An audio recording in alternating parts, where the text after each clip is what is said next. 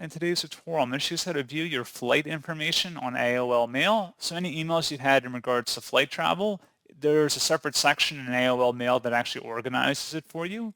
So this should hopefully be a pretty straightforward process here, guys. And without further ado, let's go ahead and jump straight into it.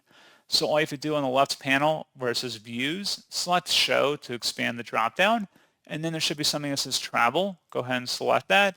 And then any upcoming information or travel information should be displayed here. You can click the different tabs to see upcoming, previous, as well as emails regarding that.